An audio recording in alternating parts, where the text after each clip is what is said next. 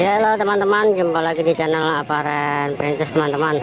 Oke teman-teman, di depan ada ondel-ondel Sanggar Bintang Alif teman-teman nih. Yoi, cowoknya becaling teman-teman tuh. Ini dari barongan Sanggar Bintang Alif nih teman-teman. Dia ntar mau tampil nih teman-teman.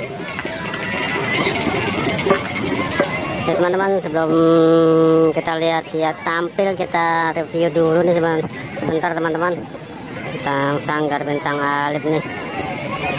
Ini salah satu sanggar yang sering tampil di BKT nih teman-teman tuh, Sanggar Bintang Alif. Cuman aduh, bajunya udah mulai kusam nih teman-teman.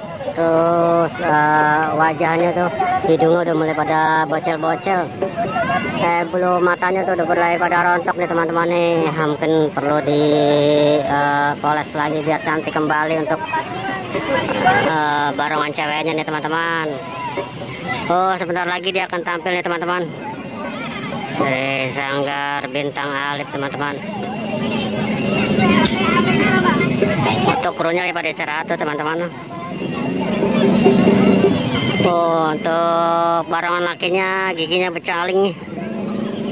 Untuk kumisnya cuman udah nggak ada nih teman-teman, udah copot.